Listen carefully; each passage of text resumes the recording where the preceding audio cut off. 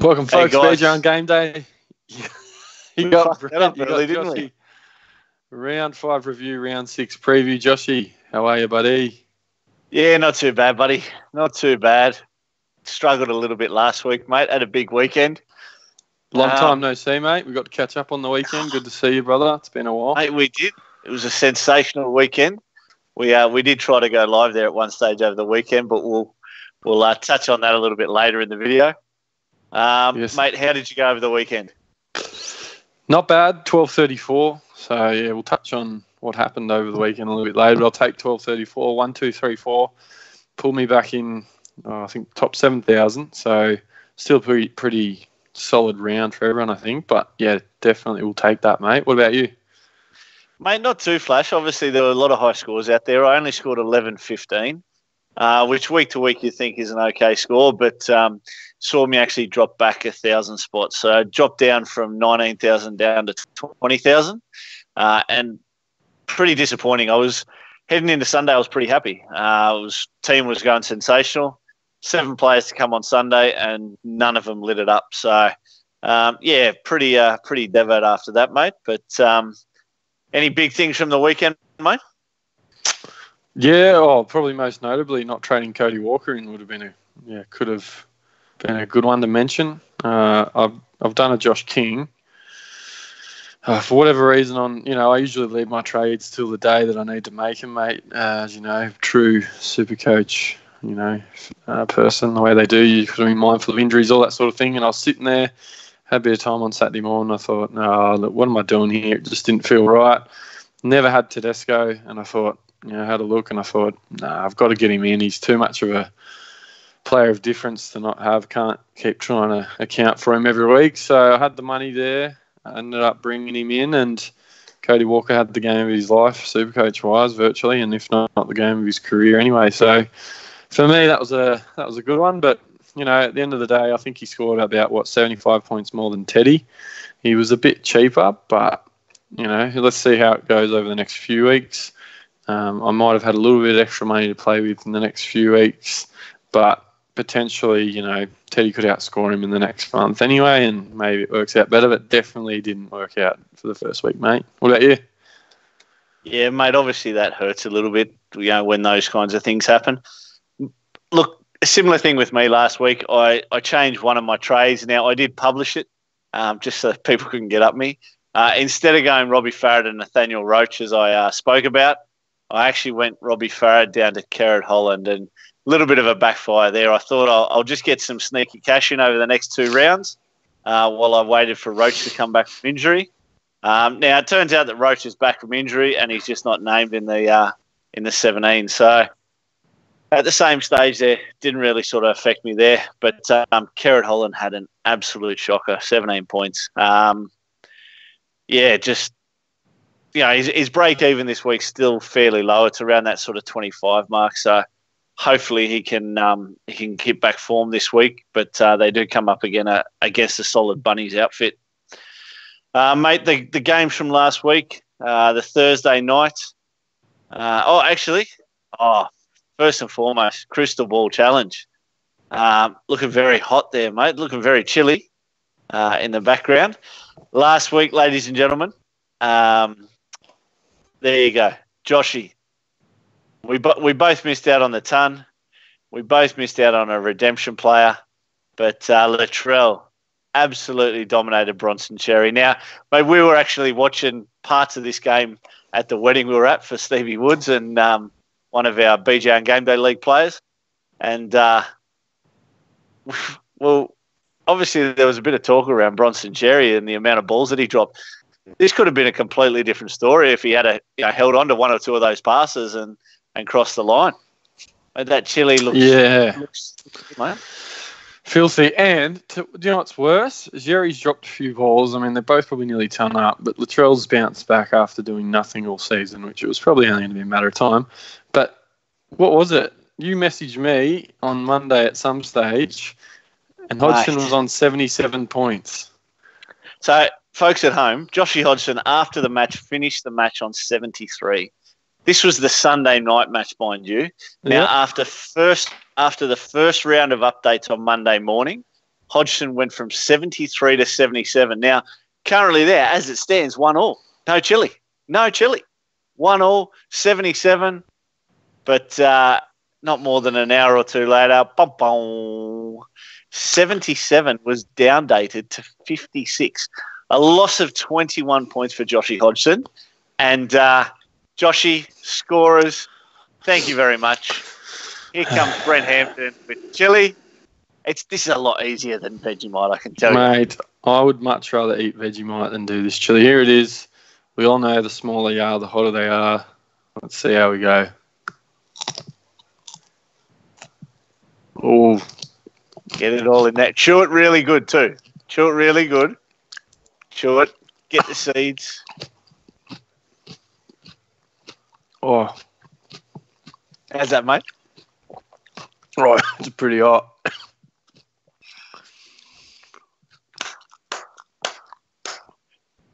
Oh, down the hatch. Oh, that's just a Willie's little red one. Oh, I want to see that taste, mate. I don't do good with hot. Oh, no milk.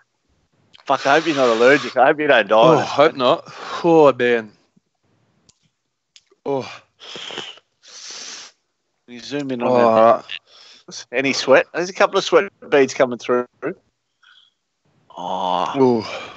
How's it feel, That's mate? all right. I can live with that. You live with that?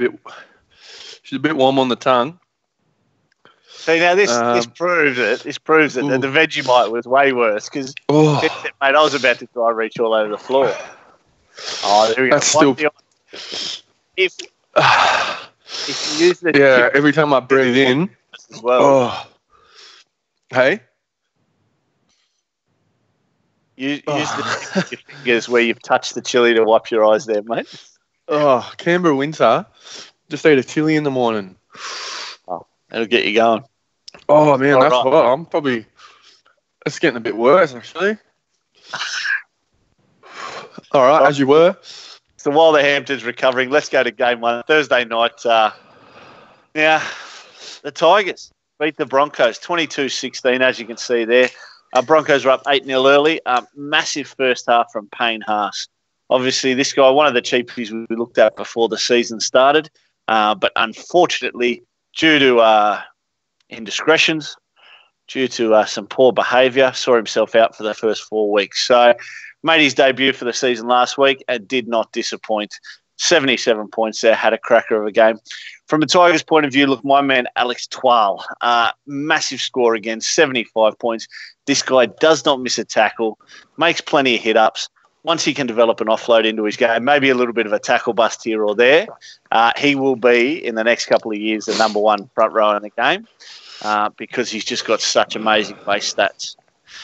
But obviously the Tigers end up... How's that milk there, mate? We've got Hamptons drinking the milk there, mate. I can see in the background. That's hot. It's hot? Is it the red ones that are hotter, or we need to get one of them Scorpion Killers or California Reapers? My tongue. Be able to do stuff. I just want to fucking stick my tongue in this milk. My tongue is done, man. Yeah, the Vegemite didn't last as long, did it? All right. I'll give the bloke another game. We got the first game on the Friday night. Gold Coast Titans got off their season with their first victory, 30-24 over the Penrith Panthers. But the big game of the night came from James Fisher-Harris. Now, Brent's actually been a big fan of this guy for a while and talked about him in the preseason. Last week on the Monday after lockout, I actually traded this guy in when you do all your reverse trades and things like that. And then when I saw Robbie Farah's break even, I completely changed my plans. So a little bit dirty on that one, but he had a cracker of a game turning up, 102. And Nathan Cleary bounced back a little bit as well, which was 82. And I reckon he's still clear. Mate, that's my tongue is still fucked. I think Fisher-Harris is still potentially a little bit not underpriced, but he's still, for a guy that's been as consistent as he has, he'll play around 12. He's dual front row Second row. Holy dooly, this is Mate, fucking hot. Yeah. There's a lot of James Fisher-Harris. Yeah, go on. Go on. For the Titans, Michael Gordon having his 250th game now. Obviously, this guy has been in and out of SuperCoach teams. Find him in a few draft teams, but classic-wise, he's not too relevant these days. But he bounced back with a 77. Look, not much else to come out of that game. I think Bryce Cartwright scored around the mid-50s, so it wasn't too bad from him for those owners. The second game on the Friday night, and we had a cracker of a game here with the Storm over the Cowboys. Now, a little bit of controversy towards the end there with the Melbourne Storm and the injuries to the Cowboys players, with the referees not stopping time. But, look, Cameron Smith, obviously one of the greats, got past Hazem El Masri's all-time point-scoring record. So it was in the second half he kicked that goal, which got him past that. As you can see there on the screen, Michael Morgan continued his good form for the season. Not an exactly massive score, but still more than capable. Jerome Hughes popped up with another score. Now, probably the biggest thing about him so far this season has just been that inconsistency. I think we can expect an 80 to 90 points out of him, but then he disappears with the 20 to 30. So hopefully he can develop that in his game. And Josh Adokar bounced back. I think he scored a double, actually, so 81 points there. Hampton, you want to lead us through the Rabbitohs and the Warriors, mate? Yeah. So I was burnt worse than that. Chili just burnt my mouth by Cody Walker. Obviously, massive performance from him. Really good game. It looked like this one, Joshy. A bit of back and forward. I think at one stage there, the Rabbits were down 24-12. Tuivasa-Sheck was electric. Obviously, equal top scorer there for the Warriors was Lachlan Burr, who's turned out to probably be one of the better cheapies for the year too, mate. A bit unexpected, but he's producing the goods. Set up a try. Minutes either. He's only sort of playing around that 45, maybe 50 minutes max. So he's just doing a lot of things on the park. Absolutely, mate. And he's up near around that 350, 400, somewhere there at the moment, maybe 350-ish with another big, a very low break-even minuses. So he's going to be a really good cow this year. Yep, so he's going to be awesome. And Damien Cook, mate, as good as Cody Walker was, it wouldn't have been as many tries for Walker if it wasn't for Cookie. He was back and showed why, he had that big price tag and why he's probably going to go close again, being one of the better SuperCoach players for the year, if not the best.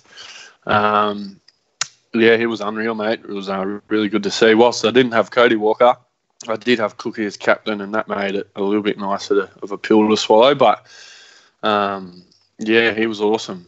Really good, obviously. What do you reckon on Cookie, mate? Mate, yeah, looked obviously a bit of vintage form there from last year. No doubt there's a lot of teams that are looking at him, looking at the footage, looking at the video of him to mark up to him a little bit better. But he just seems to pick his moments better than anyone else from dummy half.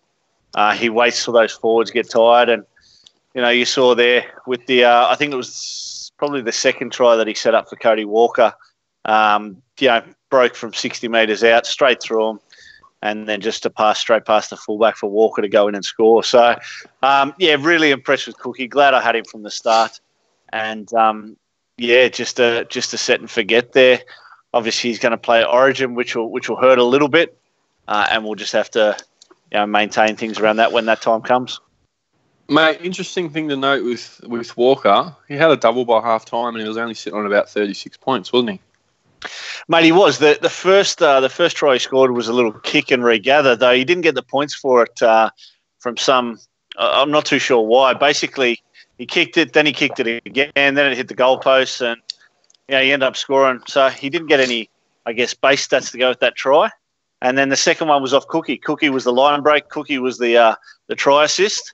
So I think once he'd scored those two tries, that put him on 36 points, which is sort of unheard of. And to go from that to finish the game on 150 with 4 tries, absolutely massive SuperCoach performance. The next game, mate, we saw your boys on the Saturday, mate, the day game or the afternoon game. Yeah. So we obviously were at a wedding, so I didn't actually get to see any of this, but was following the updates of the game live. I think we went down 18-0 pretty early, which was disappointing. I thought, we're playing the Eagles at a good time for us. They, Tommy Turbo out, and to be honest, I didn't think they had too much on the park. But they bounced us. It looked like Cherry Evans was led the way there. Obviously, top scored Jakey Trebojevic, both scoring 75. Cherry now sits over just under 700k. I think he's around 720k, mate. I was having a look earlier, but his break-even's around, if I'm not mistaken, 120 though. So he could be, for those that got on him in the last couple of weeks, earn a bit of cash, could be the week to get rid of him. And with the form that he's in, whilst the Eagles will play round 12, thinking about buys, he's probably going to be a big possibility in that Queensland side if he keeps it up, mate. Yeah, look, definitely.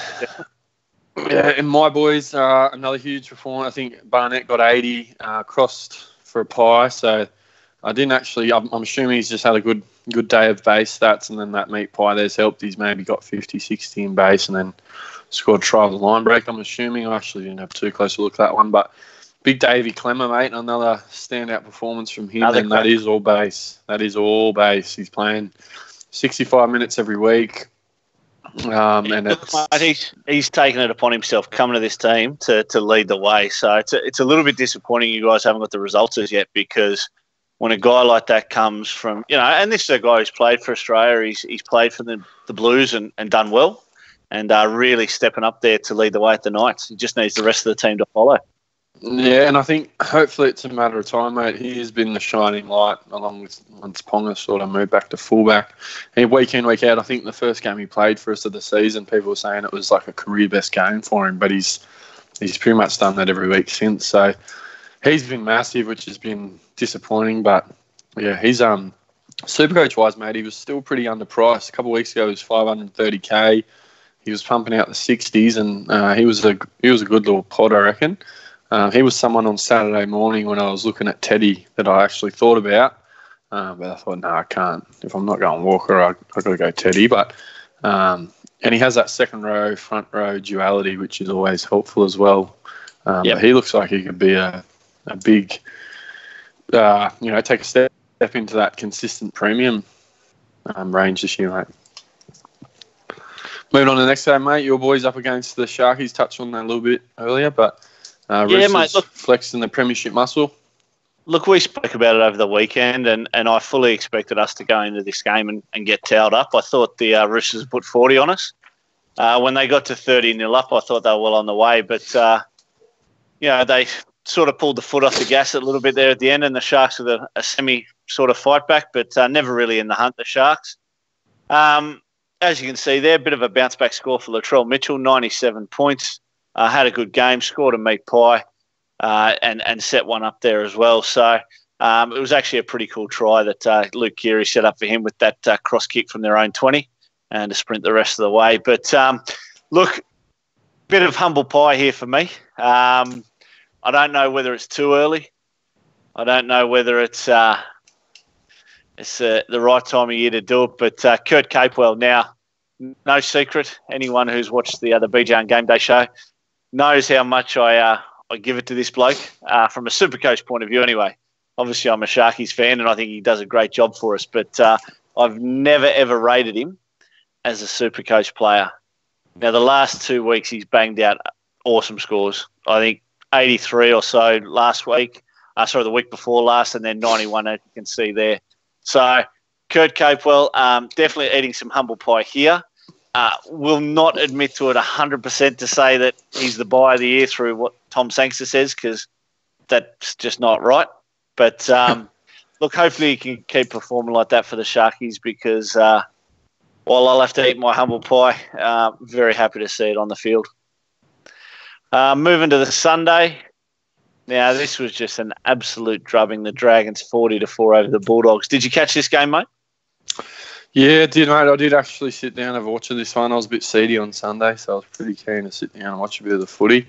And, yeah, I mean, early on, I don't think either team started too well, and that was a bit of, back and forth. think Dragons got away to a bit of a start on them, but it was sort of towards the end of the game where the damage was done. Benny Hunt obviously went absolutely massive in this game, top score 134, and one of the biggest scores of the year. I think he might have scored a couple, set a few up. But yeah, just electric performance. And Corey Norman, his halves partner, chimed in there to help with the big 93 as well. So if you had either of those guys, you'd be laughing. Probably pod halves at this stage of the year as well. I think there was a few good options in that Dragon side in that drubbing with Aiken going all right, and Timmy Laffey as well. I think Timmy Laffey is an interesting prospect, mate. With Witt about now, he's got the goal kicking. I think he's now potentially an option in the centre wings there for the Dragons, because he actually does look good as well, I reckon. And for the Bulldogs, Jackie Cogger. So he surprisingly there got up to the 74-point mark, top score for the Doggies. I was actually a bit surprised by that, considering they scored 4 points. He's obviously had a few attacking stats in there. I know he's only been in the side for a few weeks, but that's promising for them. And the return of, what are they calling him, God 2.0, Reece Martin, mate. He was actually named to start at lock, but it looked like he slid out onto that left edge. And I know that because as I watched the game, I realised the bloke can't pass. And that's why Kerrod Holland only got 17 points, and Makumba was only getting any points he was getting from kick returns and anything he dropped, basically. So I was absolutely dirty. Yeah, I really was, mate. I watched this game and saw exactly the same as you. Reece Martin moving to the left edge, and Holland saw none of the ball. And you're right, he went in looking for it himself. Obviously that's a winger's role. A lot of the times is take those dummy half scoots and the kick returns. If it wasn't for that, he would have scored 15 or 20 points as well. So a little bit of a concern there for me, obviously with him there. I'm not too sure the thoughts behind it or why, but hopefully they'll return to what they had before that, because getting beat 40-4, it obviously didn't work. And, mate, obviously I think with the buys coming up, round 12, Dogs will play. If I'm not mistaken, Martin becomes an option. Yep. I think he's a goal-kicking back row who in that game didn't kick any goals, and he still scored 69 points. I don't know how relevant the goal-kicking will be for him, given the Dogs aren't scoring too many tries. But, I think he's back. He should be a pretty safe bet. Yeah, definitely. And last game of the round, mate, it was down here in Canberra. The Raiders took on Para in what I thought could have been probably game of the round, and Raiders were impressive. But the Raiders were impressive. I don't really want to take too much away from the Eels in this one. The first 30 minutes of the game, the Raiders absolutely dominated field possession.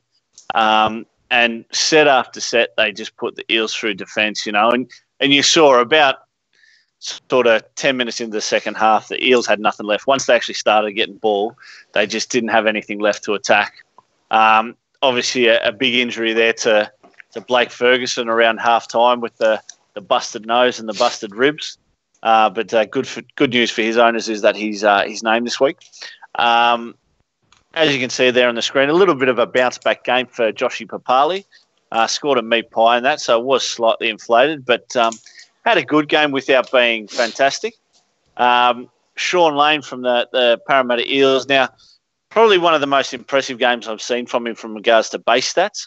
Never stopped tackling, never stopped hitting it up. So didn't really threaten the line at all. Played the whole 80 minutes. And I think what we saw there with him playing the whole 80 minutes was it does take away from his attacking ability on the line, because they haven't really targeted him.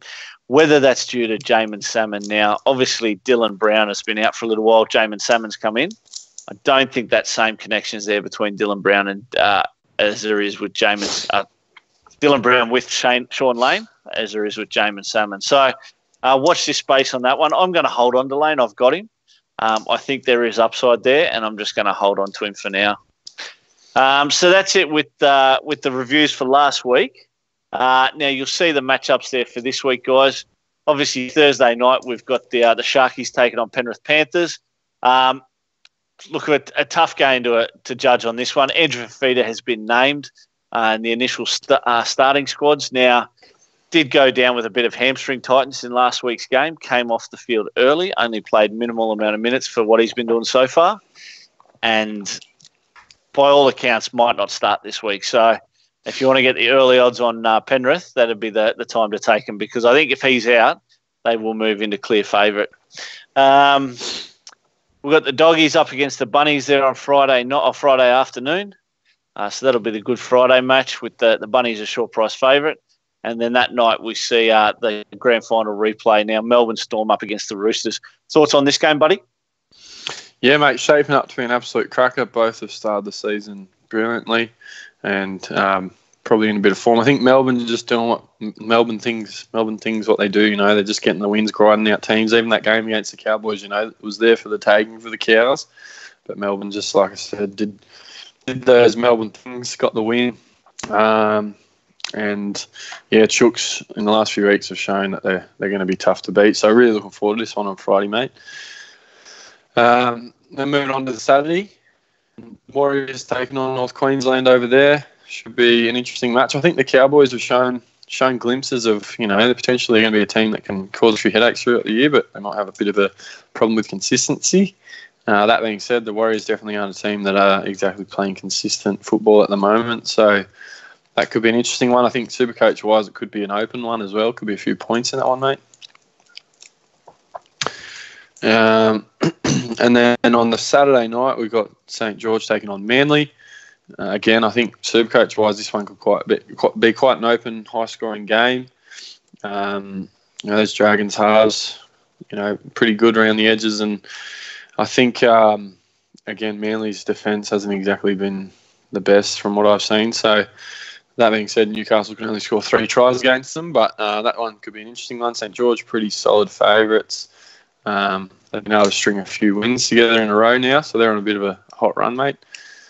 And then on to Sunday, my boys taking on the Gold Coast up there. Rumours to be the Arrow might have missed that game, but he's been named. Potentially Ash Taylor was going to miss that game as well, but he's been named, but with Riley Jacks coming off the bench. Big out for us. Aiden Guerrero's out now, probably looks like for the rest of the year.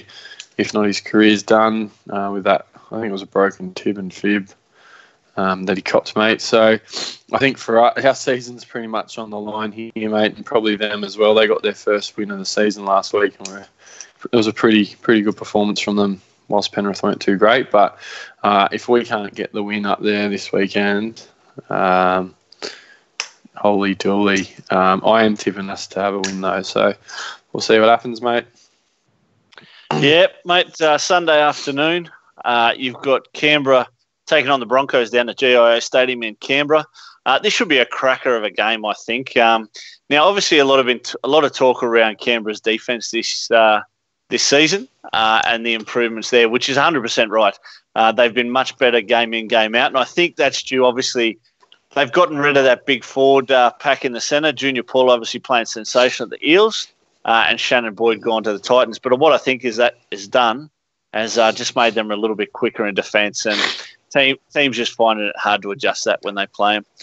And the Broncos have got a point to prove, massive point to prove. They have been absolutely shithouse to start the season. So that's putting it nicely. They've just got to get better, and Anthony Seibold's got to produce a result. So hopefully they can do something there for their followers. And then Monday, we've got Easter Monday football coming to you from the new Western Sydney Stadium for the Parramatta Eels. Sees them take on the Balmain West Tigers in a Easter Monday clash, and this should be another cracker of a game. I'm tipping the Tigers to absolutely smother the Eels out of this one. I just think that the Tigers will put in one of those defensive performances where the Eels just can't do anything. But we'll just have to wait and see for that one. But should be a cracker at that new stadium.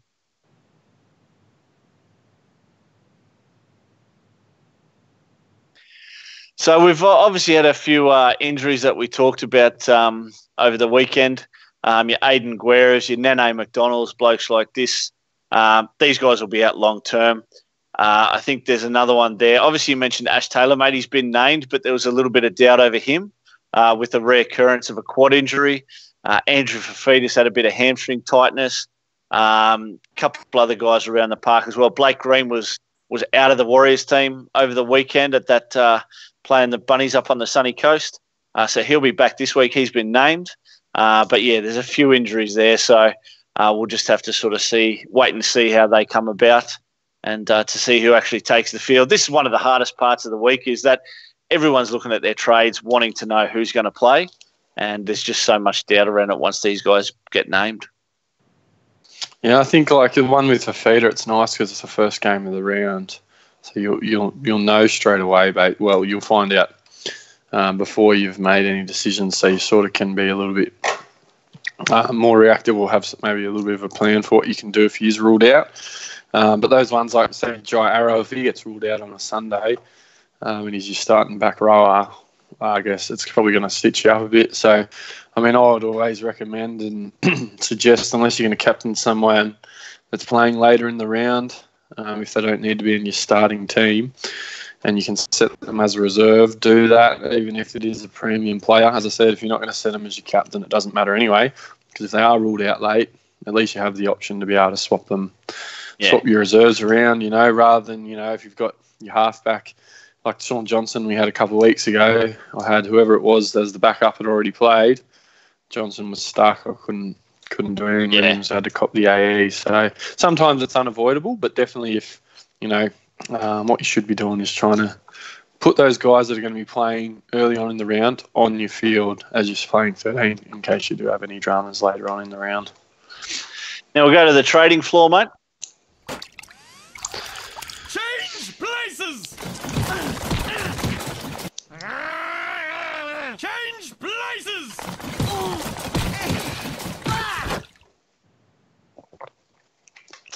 So, mate, obviously last week, we'll see it on the screen here. Now, this is what stings a little bit, buddy.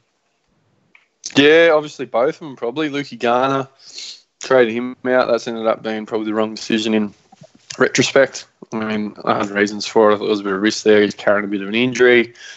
There's a few boys coming onto the bench for the Tigers. So I thought, security could be dicey, but he looks pretty class, to be honest. And to make matters worse, I think Robbie Jennings got a HIA early, which pushed Cheekham to centre, and then Garner, and that was the only guy that's been taking any minutes off Garner generally throughout the year anyway, even though it was only minimal. But and then I think by half time, Garner had actually beaten his break even. He was on about 47, the prick, or something like that, something ridiculous. So that one stung a little bit, but made a bit of cash off Kumba. He looked good.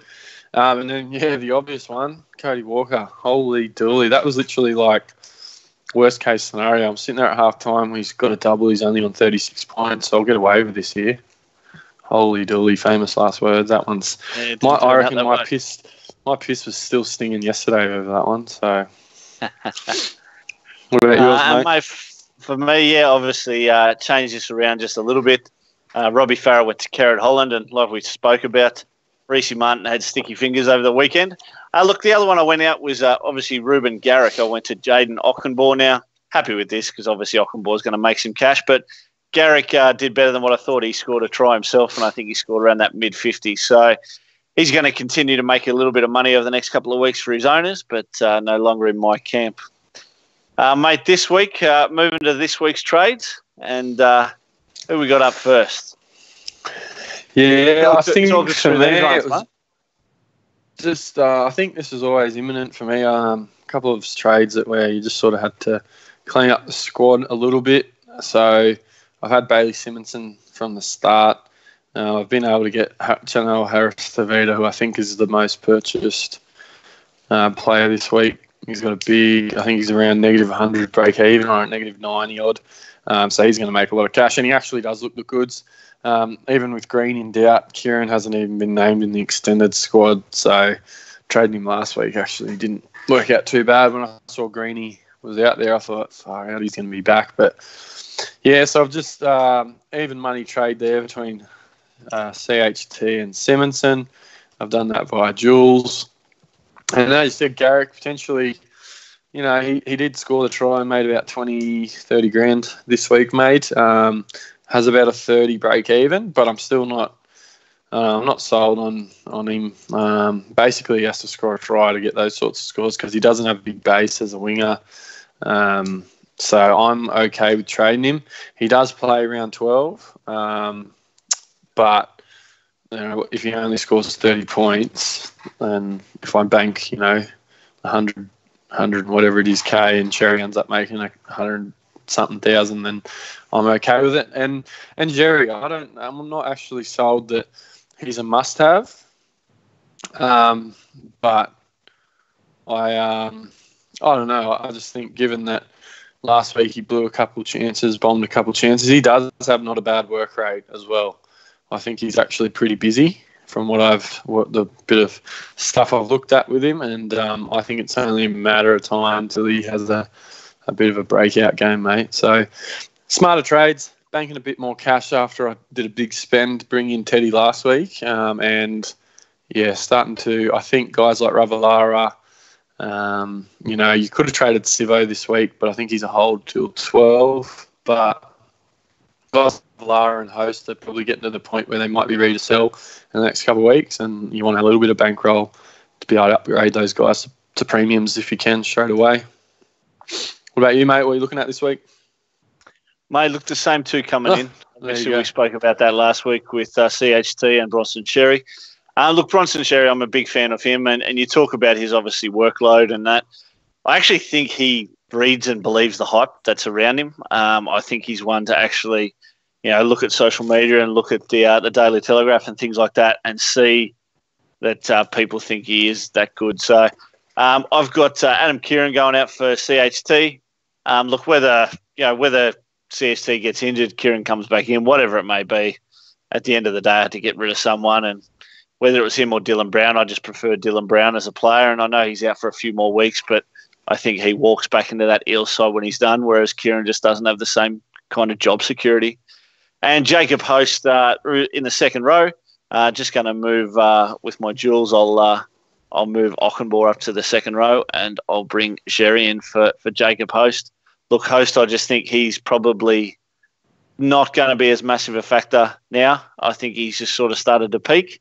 Might have one or two price rises left in him, but overall I think they're only going to be small. So, mate, that's me for the week. So I think with Frizzell back, obviously Host has lost the spot, so he's going to be coming off the bench, and he's going to need to get some attacking stats. I think his break-even's 45 this week, so I think he could get it if he has a good game, but there's a good chance he doesn't, so I don't mind the trade. I'll actually look, if Fafita does get ruled out on Friday night, there's a good chance I'll go Host to Haas. I know Haas is still 2 weeks away from a rise, but that bloke's an absolute weapon, as you touched on earlier. It is a week early, but I think for a quick stopgap, it's fixed because I don't want to play McKaylee in my starting team because I've only got McKaylee and Host in my front row, no Jules in my back row. I think that's the other thing, isn't it? Yeah, that's the other thing is obviously if Fafita does end up getting ruled out on Thursday night, we might have to look at replacements there. Not so much to move Fafita, but just to bring someone else as a stopgap. Yeah. What do we got next, Bogan? SuperCoach Fortune Teller. Here it is. So last week we obviously had the chili, which we've just seen Brent do at the start of this episode. This week, thanks to Adrian Gomez for his comment on YouTube, we're going to do the old dry wheat bix. So obviously not as painful as either of the last two, but you might not be able to speak for 20 minutes due to dust inhalation or something like that. But Hampton, mate, you can see on the screen, these are mine. I've got now, guys. We haven't revealed these at all, so these are completely foreign to both of us. SR Masters, tons up. Yeah, mate. It's quite funny actually seeing these for the first time because you wouldn't read about it. Anyway, you'll see in a second. Yeah, SR.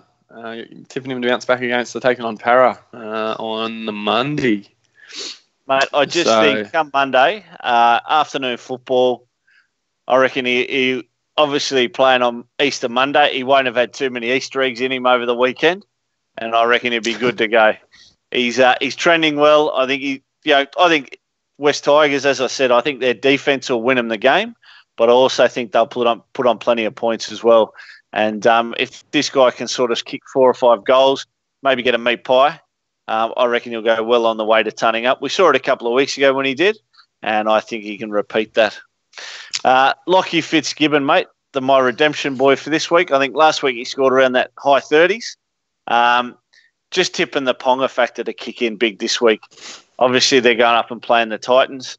Hopefully, Kalen Ponga's on his game, and this guy can be the one to reap those rewards and get maybe a meat pie or two off the edge of Ponga.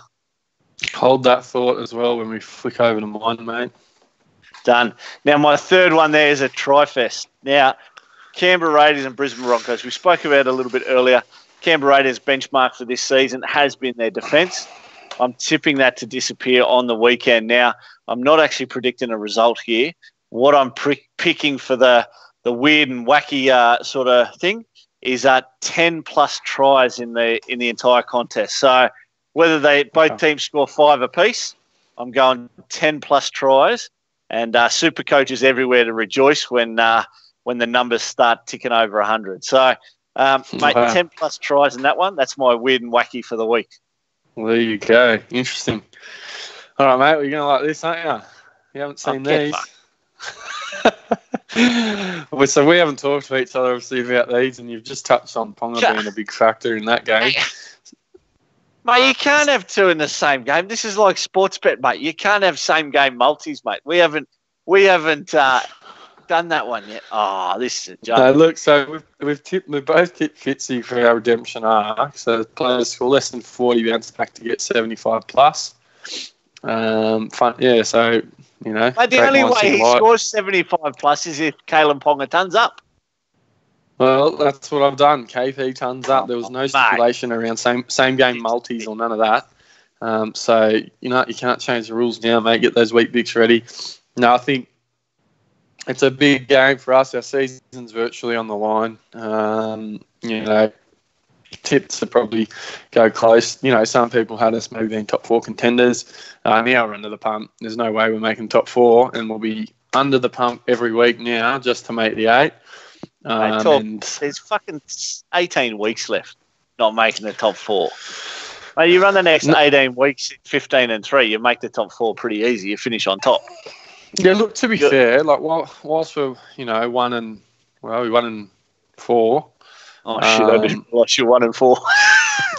So you've only made all game, yeah, and that was on the back of that intercept try where Edric should have been sent off anyway. But, we haven't been touched up. We've only been losing, by, I think the span is 2 to 8 points across all those losses. The problem is we're losing. We are losing, and at the end of the day, it doesn't matter by how much. We're losing. So if we can't get the Titans, we're going to be in big trouble. And I think it's going to be a big confidence one. I'm hoping it's going to be a big part of that, big Ponga. And Fitzy as well. And what about the Milk there, mate? What's going on there? What weird and wacky shit is he going to do? Hello? Hampton, where'd you go? Ladies and gentlemen, we've lost the Brent Hampton. We've lost the connection there. And I'm back. Technical difficulties. Sorry, folks. I can't tell you what his prediction is because I didn't know it. So I've tipped for that Sunday. There was 2 games on the Sunday. Yep. And I've tipped of all the players that start at 6 and 7 in those 2 games. So it'll be, I think it's Titans and Newcastle and Canberra and Brisbane.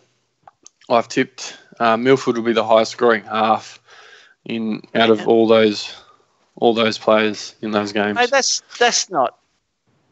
Hey, we need to go to the bunker for that. Surely. What do you mean?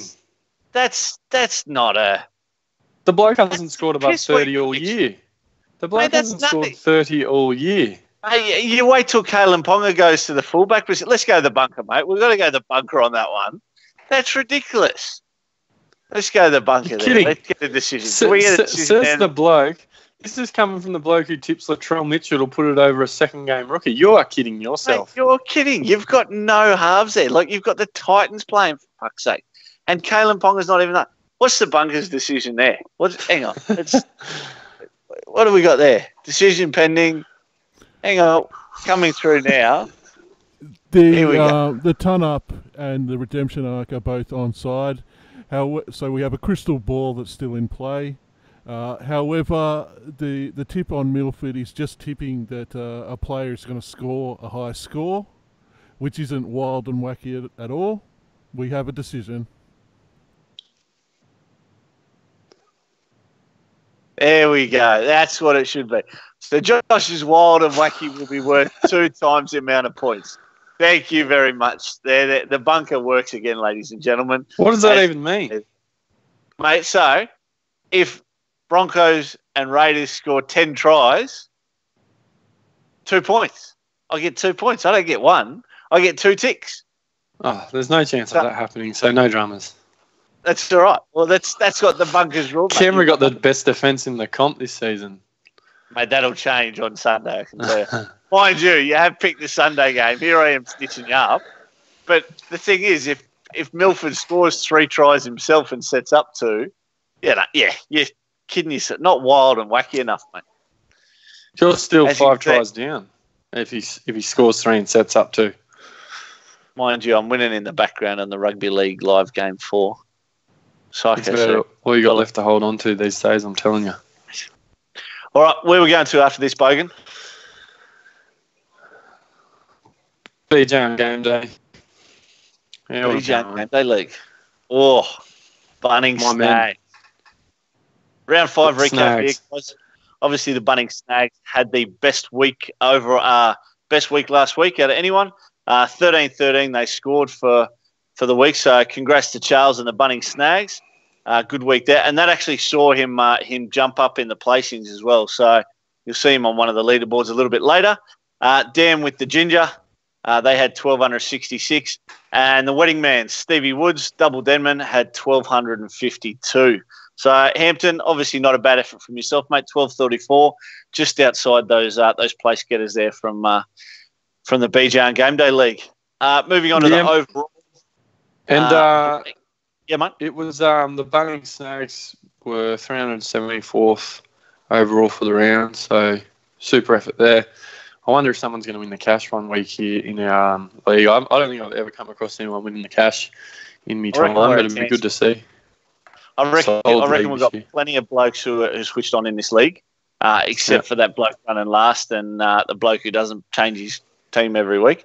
But other than that, I reckon we've got a good chance with blokes like Munna and Sheckmate and Kane Anderson and Big Ted and those kind of guys. So, as you can see... Shout out to the Bogan, mate. He's bounced back with 1,100 this week too. Mate, 11-15. Me and him had the exact same score. So he's a bit unfortunate. He went down in head-to-head. We'll get to that in a second. He went down to Teddy, but only by about 2 or 4 points or something like that. So 4 points, overall in the league, Blake with Rangers de Janeiro's continued the league. He had another solid week at 12-21, so not too disgraceful there. But Stevie, Double Denman, has got a little bit closer, only 2 points behind him overall. And Charles with the Bunnings Snags creeping up nicely as well.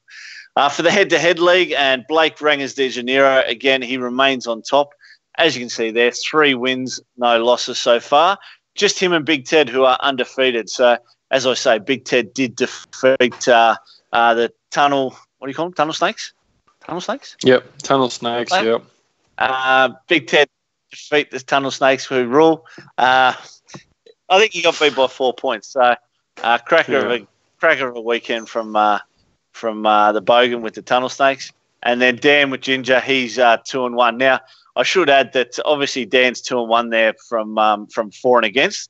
We've got 9 other players, 10 in total, who are all 2 wins and 1 loss. So really, really tight at the top.